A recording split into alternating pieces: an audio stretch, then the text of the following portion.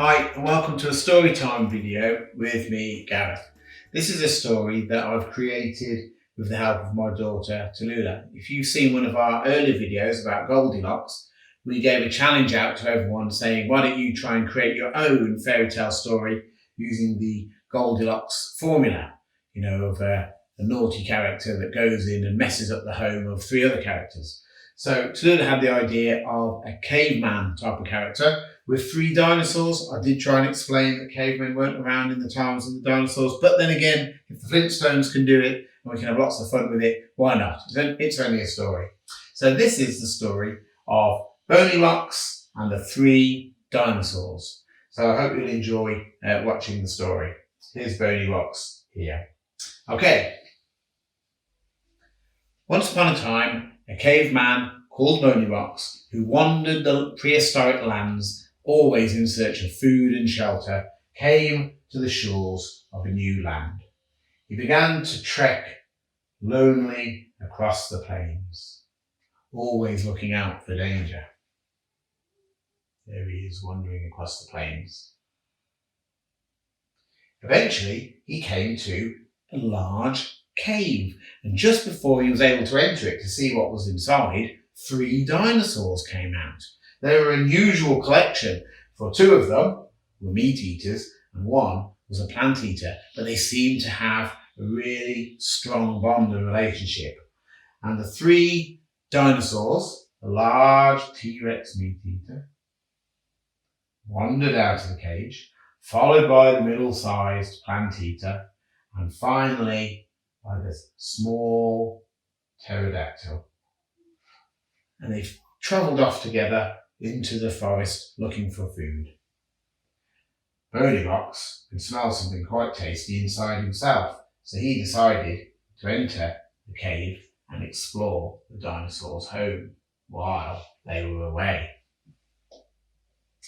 Now the first thing that he saw when he got inside was some piles of food. He hurried over to the first pile of food, the smelliest pile, thinking it could be something really tasty. But when he got there, he saw that it was just a pile of rotting vegetables, not very appetizing at all. He preferred meat.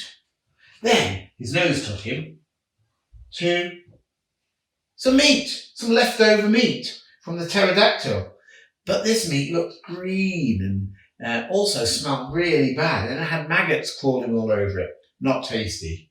So he carried on searching, and eventually he found the leftovers of the Tyrannosaurus Rex's meal, a big slab of meat. Quickly, he started a fire, cooked the meat, and had himself a really delicious feast, finishing off the food that the T-Rex had left for later. Then Boneyrocks decided to carry on and explore more of the cave. He came to a chamber in which each of the dinosaurs had laid some eggs. Now, Boneyrocks loved eggs. Right? It was his second favourite food after meat. So he rushed over to the first nest and he saw three eggs. And as he reached for them, ready to tuck in, he noticed that these were rather green and smelly and didn't look very appetising. So he decided to leave those alone. Then he approached the next egg that he could see. But this egg was a little bit more lively than eggs normally tend to be, as a dinosaur baby had already hatched a young T-Rex. Boneyrocks decided, I'm leaving that one well alone.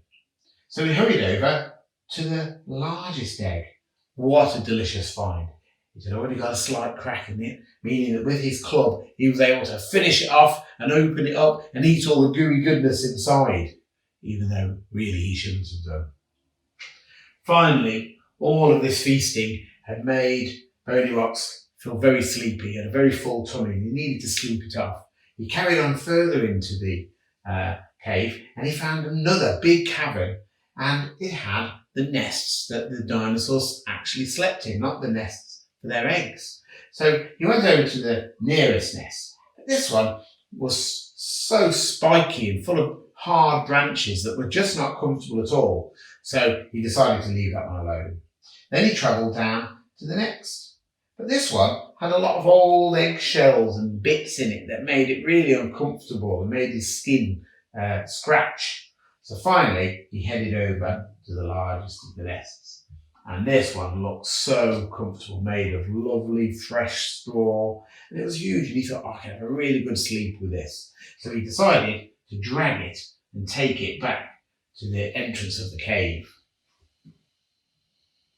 So Boneyrocks dragged the nest to the opening of the cave. He wanted to be able to have a quick escape, just in case.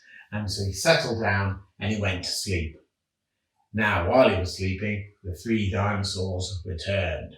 At first, they were a bit confused, but then the meat-eating dinosaur noticed that its leftover vegetables had been trampled upon, and the pterodactyl swooped down and noticed that someone had been nibbling and smacking about his meat, and it had got all dirt on it. And the T-Rex noticed that his leftover meat was totally gone. The pterodactyl flew off into the rest of the caves and very quickly came back with the shocking news that their eggs had been practically destroyed. The dinosaurs were not happy and roared in fury. This, of course, woke up Boneyrocks, who jumped up startled and landed back into the nest. "Oh no!" he cried. Oh yes, the dinosaurs were furious, and of course they were blocking the exit. And being dinosaurs, sadly, not like Goldilocks, who managed to run away from the 3 bears, the T-Rex bent down and scoffed Boneyrocks in one big gulp. Should have taught him a lesson, shouldn't it?